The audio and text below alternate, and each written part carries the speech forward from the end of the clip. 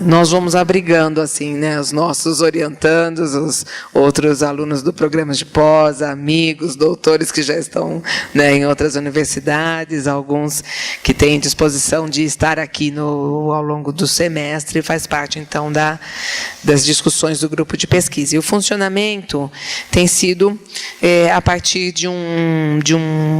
em geral, de um livro, né, que nós discutimos, e dali vamos extraindo as temáticas que nos interessam e as aplicações em função dos textos, dos interesses de pesquisa, perdão, de cada um dos nossos orientandos, né? Então, eu tenho alguns, uns 4, 5 orientandos, o Carlos mais uns 4, 8 orientandos.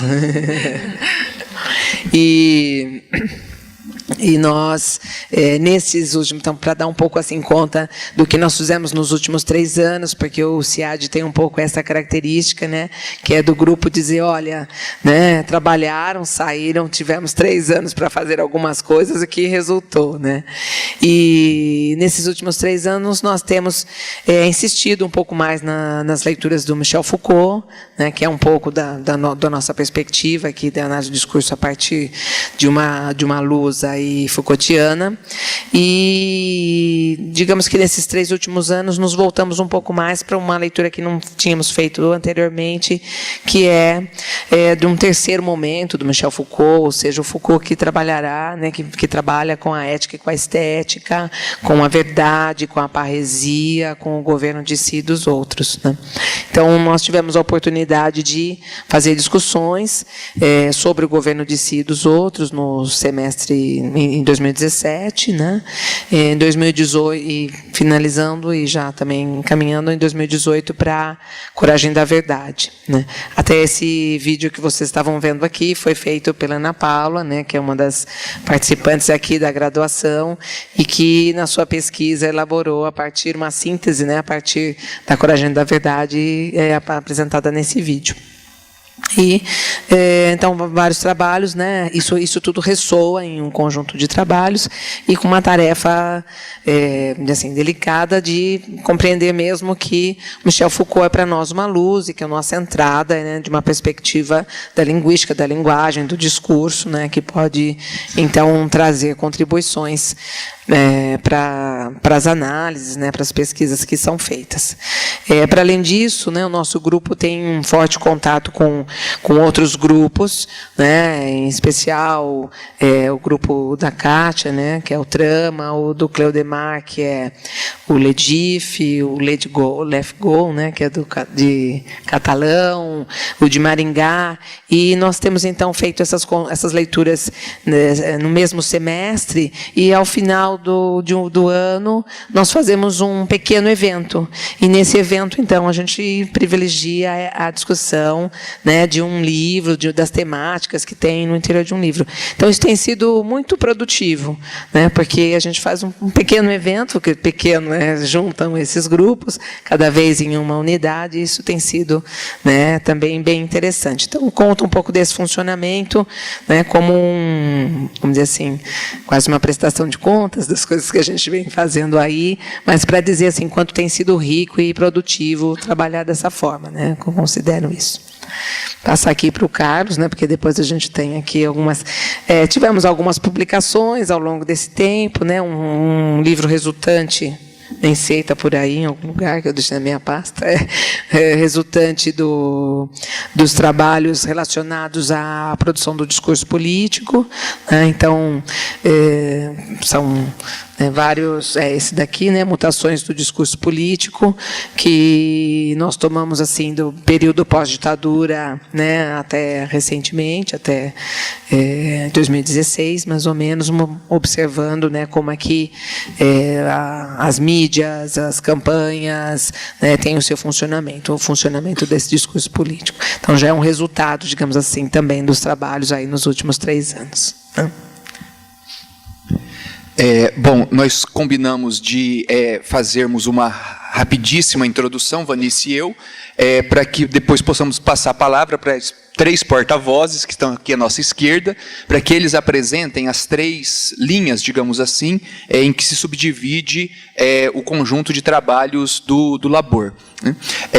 Vocês vão ver que, com a apresentação dessas 3 linhas, nós consagramos ainda, e desde o início, quando Vanice propôs o grupo, constitui o grupo, ele se chamava inicialmente Laboratório de Estudos do Discurso Político, não sem razão, então, um desses eixos que vai ser apresentado pela Giovana é mesmo intitulado Discurso Político e Fala Pública, justamente em função desse caráter não ortodoxo, mesmo no interior de uma linha que é uma espécie de continuidade, a gente já tem uma abertura, que me foi propiciada pela Vanice, a gente continua trabalhando com discurso político, ela organiza este livro, como a gente está vendo, e no interior desses dobramentos do discurso político, passamos a estudar também o fenômeno de fala pública, né, pela qual eu particularmente me interesso, e assim como alguns dos meus orientandos, mas eu estava dizendo que nós não somos ortodoxos, por isso expandimos de Laboratório de Estudos do Discurso Político para Laboratório de Estudos do Discurso,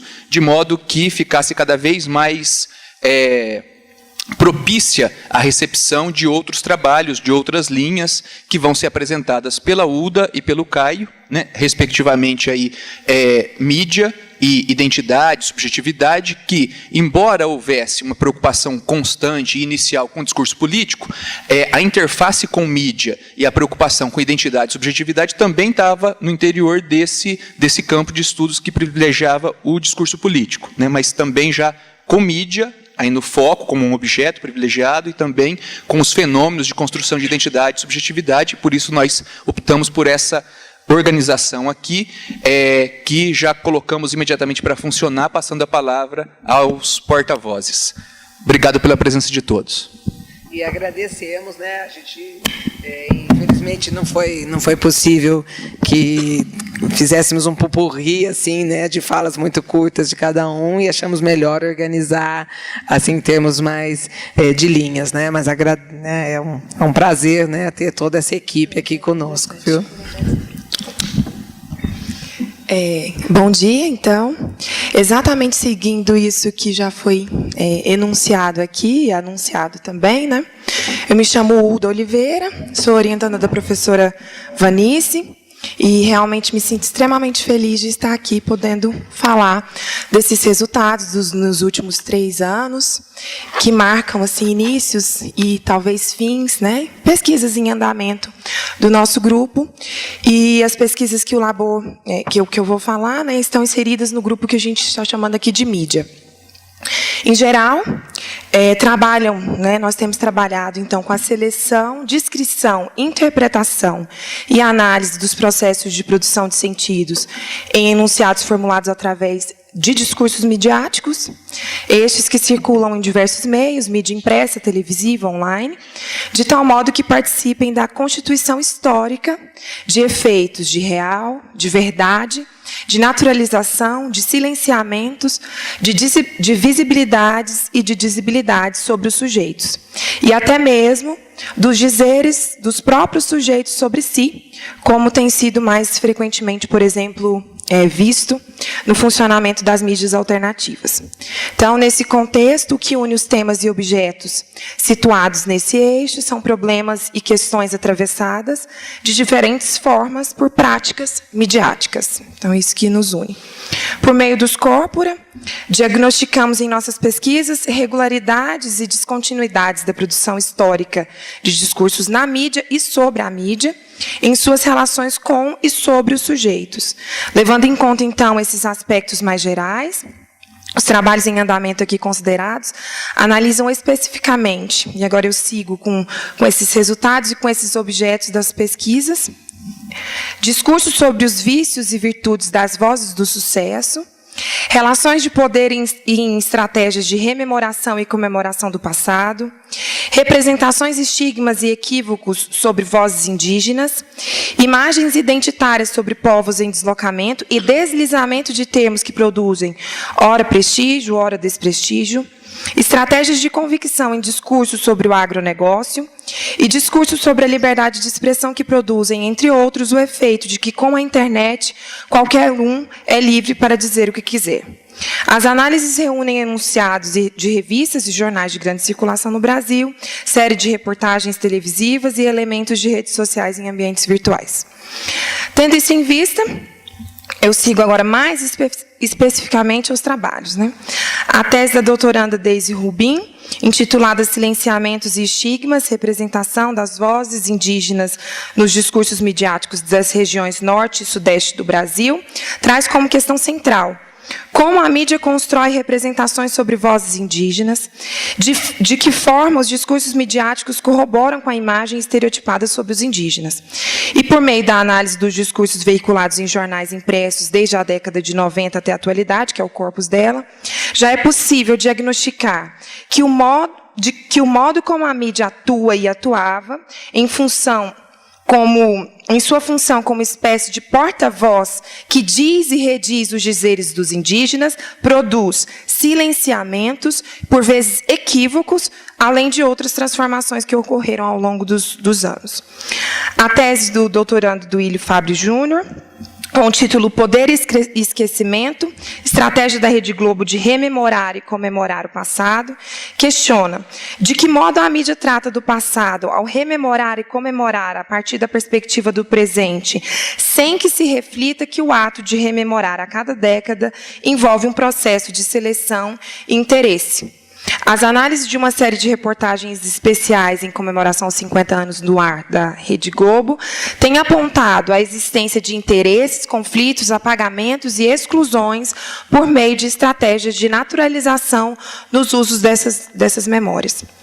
Por sua vez, em minha tese, intitulada Liberdade de Expressão em Diferentes Democracias, História, Discursos e Novas Sensibilidades em Redes de Comunicação, temos nos perguntado de que modo os discursos sobre a liberdade de expressão em variados momentos históricos constituem regularidades ou descontinuidades nos sentidos construídos contemporaneamente sobre os sujeitos livres para se expressarem em redes sociais.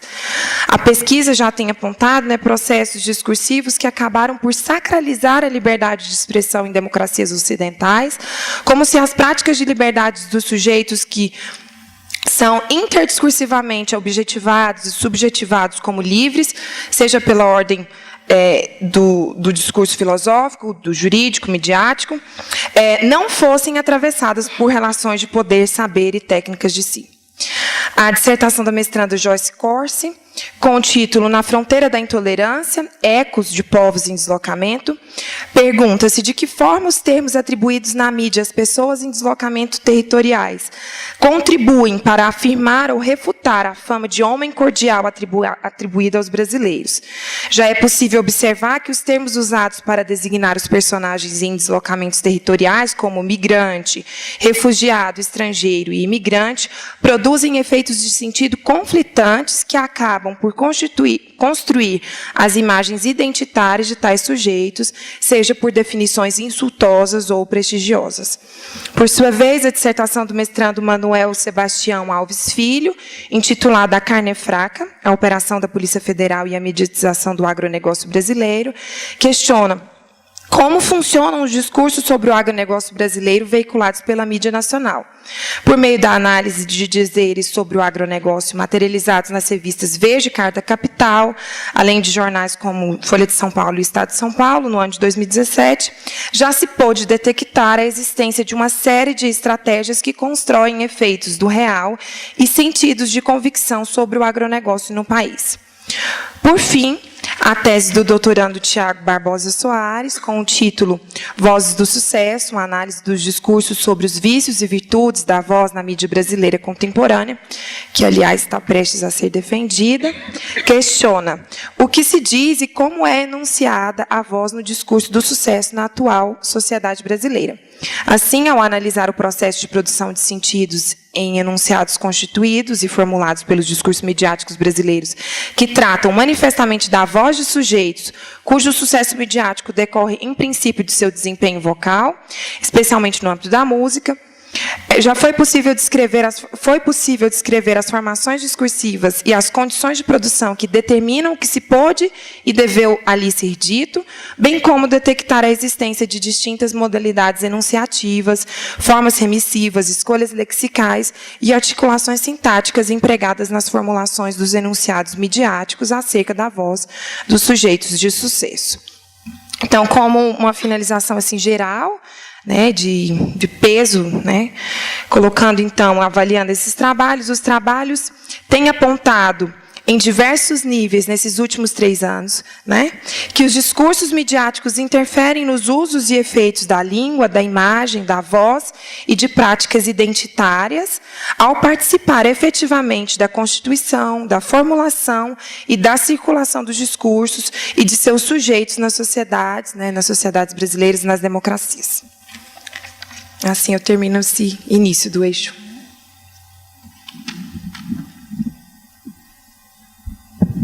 Meu nome é Giovana, também sou orientanda da professora Vanice, e dando continuidade, então, eu vou apresentar para vocês o eixo 2, que diz respeito ao discurso político e fala pública.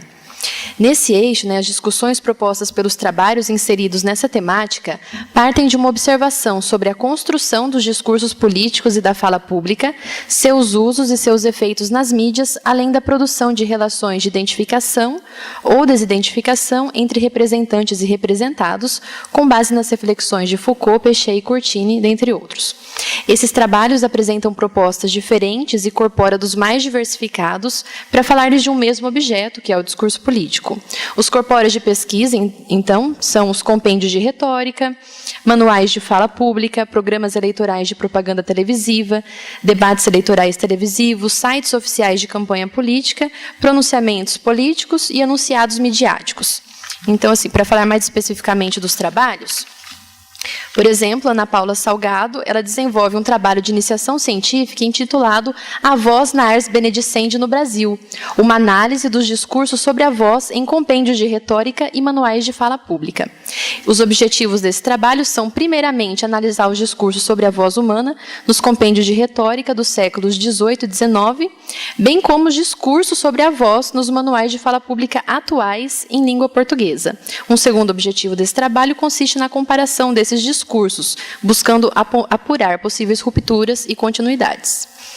Já no meu trabalho, que se constitui como uma tese, se intitula Da Abertura Política às Eleições de 2014, um estudo sobre as metamorfoses da agressividade no discurso político brasileiro. Nós propomos, então, analisar as formas, o grau, a intensidade e os modos de circulação do discurso político dito agressivo no período pré-eleitoral das eleições presidenciais nos anos desde 89 até 2014.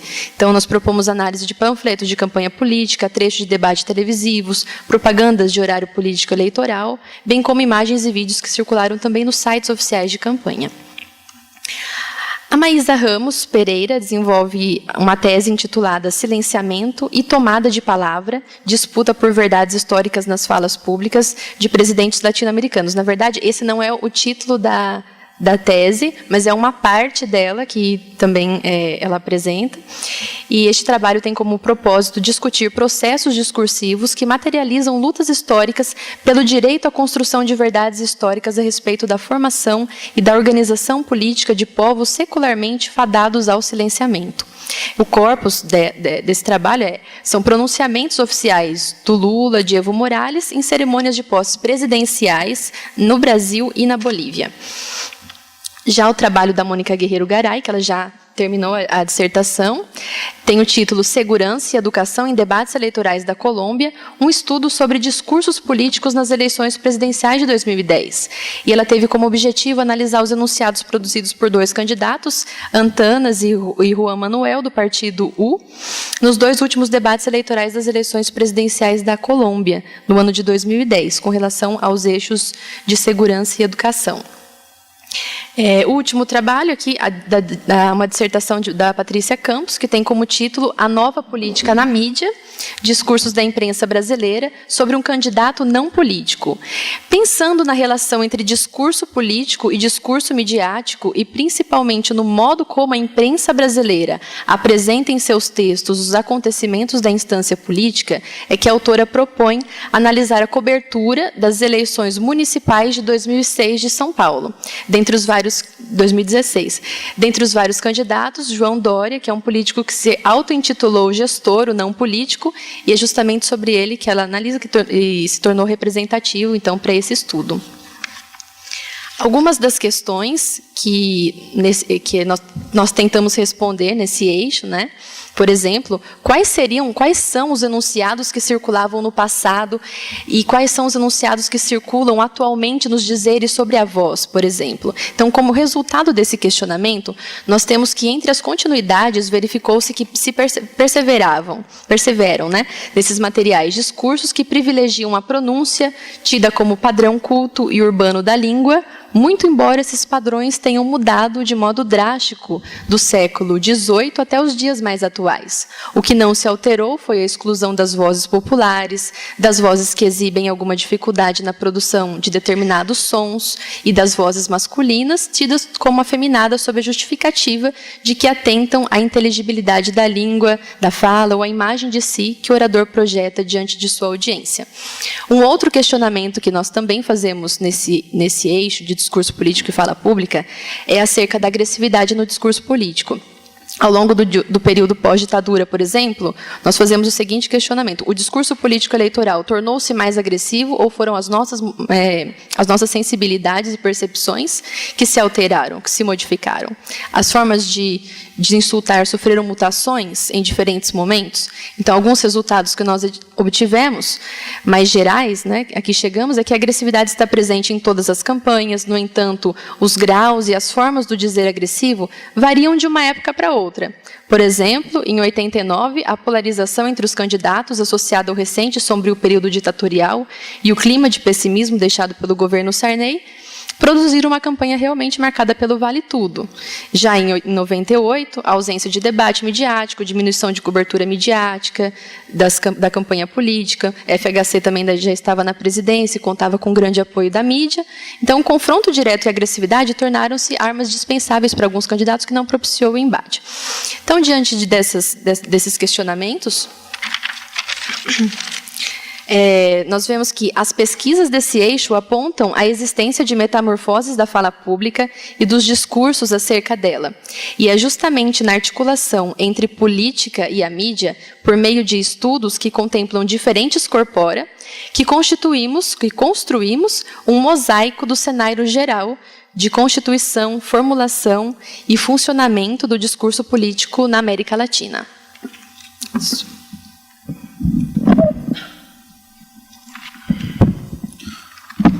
Bom dia, eu sou o Caio, também sou orientando da Vanice e estou responsável por esse terceiro eixo. Minha fala eu fiz escrita, então, para não me perder, então eu vou seguir aqui o percurso.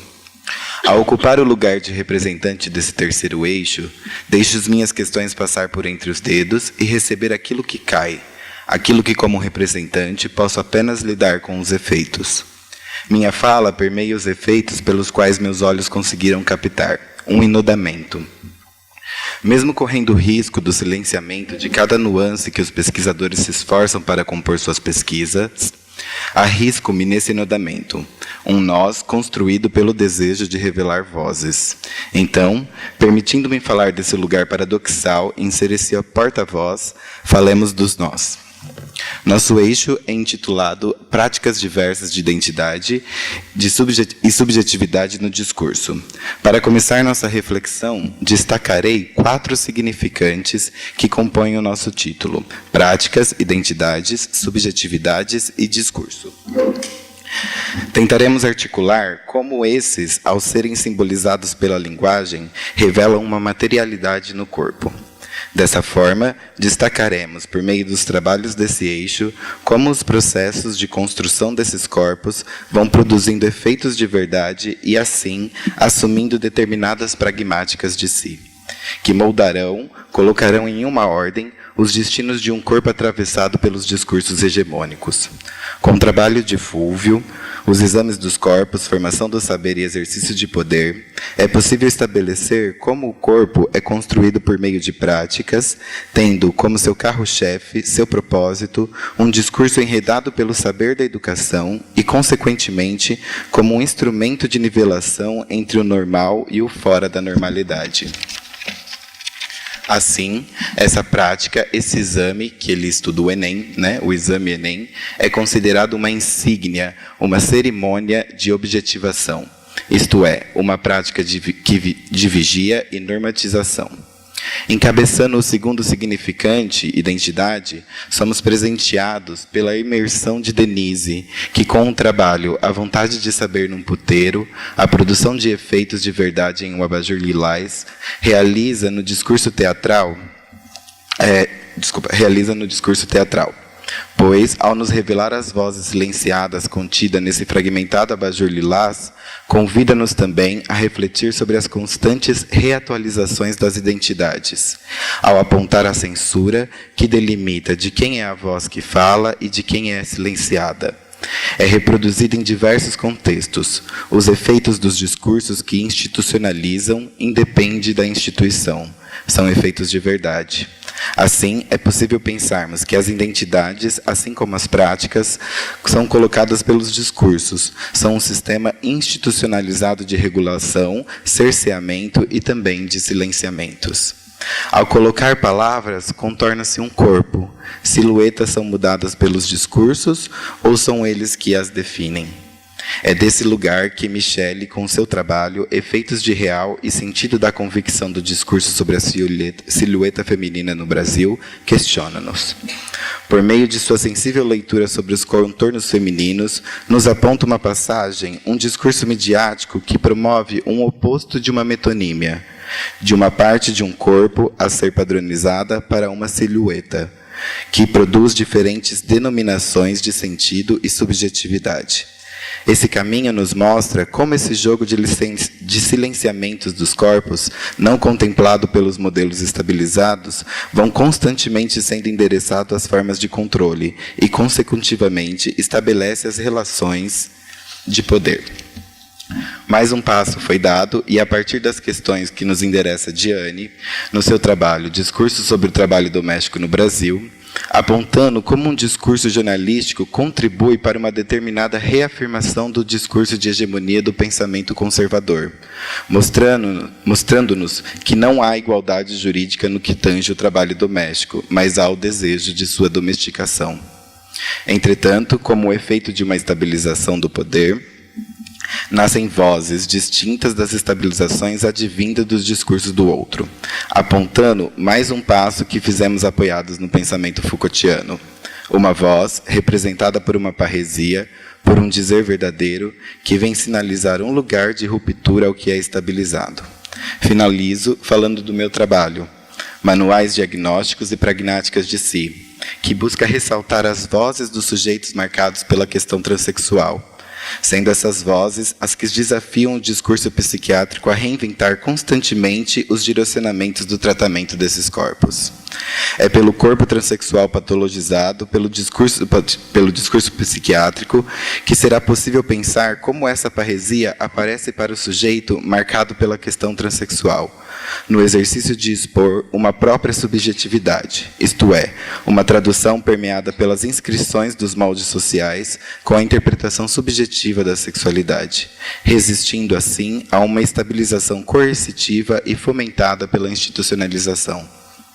Com nossas pesquisas, então, insistimos em aberturas e rupturas nas construções estabilizadas das pragmáticas de si, que não são pautadas em manuais, exames, silhuetas, identidades e domesticações, mas sim em construções subjetivas discursivas pautadas nas vozes dos que são atravessados por essa questão. Obrigado. Apresentando os 3 eixos, né, que das pesquisas, como conseguimos reunir, abrimos então para alguma questão, algum trabalho específico. Vários deles estão aqui, né, que nós agradecemos e também de início já justificamos, né, por não ter passado a voz a cada um deles, mas eles estão aqui agora para responder a questões que tiverem, algum trabalho específico. Nós temos, acho que 8 minutos. 10 minutos, bom, temos um tempão. Então, estamos disponíveis aí para as questões. Então, bom dia, meu nome é Alisson, eu sou da Universidade Federal de Santa Maria, campus Frederico Westphalen, perdão. Faço parte do grupo Dispoli, e eu não esqueci de anotar o nome do pesquisador, ou da pesquisadora, que fala sobre o candidato não político. Eu queria que pudesse só contextualizar um pouquinho mais, porque eu também analiso o discurso político, e é uma questão que é bastante recorrente agora, né, desses candidatos que estão se afastando da política, se afastando dos partidos políticos e indo para essa personalização da política, que seria um assunto ou uma questão para se perceber amplamente, né, ou coletivamente, e não individualmente. Então, se tu puder... E parabéns, né, é um assunto que é muito importante agora nessas questões. Bom dia, obrigada pela pergunta aí. A gente pensar nesse contexto, né, que há um descrédito do agente político em si, da política de modo geral, a gente tem vários nomes surgindo aí que tentam se distanciar dessa área, do campo político, apresentando alguma outra qualificação, né? Vamos pensar assim. Então, se colocando como novidade mesmo, né? Se colocando como novo, né? Se afastando um pouco do que se entende pelo senso comum de um político. E eu utilizei o Dória, né, como representante disso, porque acho que, principalmente pelo contexto do que estava de 2016. Né? 2016 foi o ano do golpe, entre outras coisas, né? E naquela situação, pensando nele como alguém que não tinha ainda nenhuma representação na política, assim, conhecidamente, então ele colocou um discurso de novo, de gestor, de João Trabalhador. Então, essa série tudo isso que ele movimentou na campanha e funcionou, né? Se a gente for pensar, porque ele foi eleito no primeiro turno, isso me chamou muito a atenção, né? Porque parecia uma figura tão caricatural, né? E conseguir ter essa... então, isso abriu para várias outras questões, na verdade, né? Isso na pesquisa, que aqui a gente fala de modo muito resumido, né? Mas a classe social dele, né, também entra em jogo uma série de coisas em que a cobertura midiática pode ou não reforçar os discursos dele, né? Os discursos da campanha dele. E foi isso, na verdade, que eu analisei. Essa forma em que a mídia... Né, e o que alguns jornais e algumas revistas trabalharam com essas representações, com esses rótulos que o Dória criou durante a campanha, né, pensando nessa questão do contexto, nessa questão da novidade, na relação dele com os adversários também. Acho que é mais para... Pode ser qualquer um de vocês do grupo pode responder, mas talvez mais para a Vanice ou o Carlos. Que apareceu aí a palavra verdade, vocês trabalham, né, com esse embasamento do Foucault, e eu fiquei pensando naquilo que o Círio Pocente falou na mesa hoje, né, na fala dele, e que a verdade, né, entender verdade, vontade de verdade, discurso de verdade em Foucault não é qualquer coisa, né, pelo que eu entendi da fala dele, não se refere às verdades, por exemplo, em falar a verdade da mídia, né? Não, Foucault não se refere a isso. Eu queria saber, talvez, como é que vocês abordam esse conceito, né, de verdade, pensando justamente na análise aí que vocês fazem, né, de discurso político e de discurso midiático, de vários meios, né? Obrigado. Eu diria assim que a nossa forma de trabalhar com isso tem relação com a noção de dispositivo do Michel Foucault, porque eu acho que, embora o o Círio também tenha tocado nisso, ele não se aprofundou nessa direção, né? Porque a construção dessa verdade, ela está sustentada, pode ser num discurso do conhecimento, da experiência, né? O que ele diz é nesses dois lugares, né? Em que um está sustentando também o outro, e parece que essa divisão que o Foucault fazia anteriormente, né, vai se diluindo. E eu acho que o próprio Foucault se encaminha na direção dessa reflexão quando ele propõe a noção de dispositivo. E como essa noção de dispositivo dá sustentação para essa construção da verdade, para essa vontade de verdade. Então, por exemplo, num discurso político, a gente pode dizer que você tem a questão do discurso partidário e teria ali o programa de governo, mas é muito mais que isso hoje. É todo um dispositivo da construção desse discurso político que passa por um discurso do cotidiano, né, aquele discurso midiático, fugaz, mas que no seu conjunto, né, tendo isso como um dispositivo, como elementos que compõem esse dispositivo, né, de sustentação desse discurso político, seja os vários elementos que compõem esse dispositivo, as redes sociais, as notícias, os twitters, né, a própria construção imagética do candidato, né? Então isso tudo vai formando essa vontade, essa verdade, né? Essas verdades. Então, desse aspecto, eu acho que a noção de dispositivo tem nos ajudado. Eu vou responder da seguinte maneira, Marisa, obrigado pela pergunta. Eu ressaltei, numa breve intervenção que fiz aqui na introdução, esse caráter, digamos, abrangente, compreensivo e acomodador que marca justamente os nossos trabalhos, de modo que a presença do Foucault está distribuída, mas não igualmente distribuída. Sim, alguns de nós trabalham com o Foucault de modo mais intenso, outros faz dele um autor que nos dá contribuições, mas não necessariamente nós trabalhamos com todos os seus conceitos, todas as fases da sua obra, etc. Para dar um rapidíssimo exemplo, eu mesmo no meu trabalho de tese, e eu tento a continuar isso em alguma medida, o Foucault é uma presença importante, mas não, por exemplo, a noção de verdade vem a dele.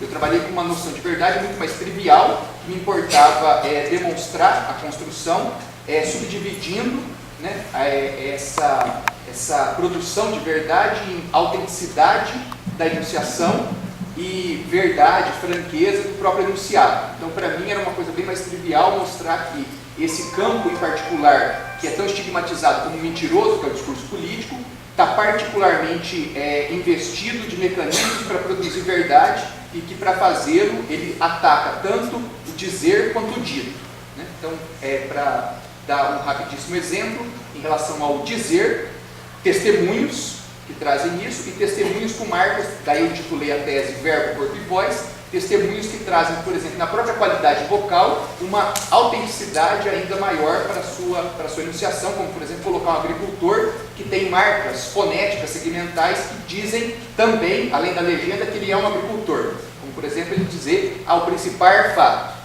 Bem, assim, que eu não acho ruim de modo algum, porque eu também falo mais ou menos assim, com esse É só para dizer que a noção de verdade ali talvez seja até algo aquém de noção. Não é o conceito de verdade em Foucault, é uma noção bastante trivial, né? O Foucault está lá presente, mas assim, eu não me comprometi em fazer uso do seu conceito de verdade.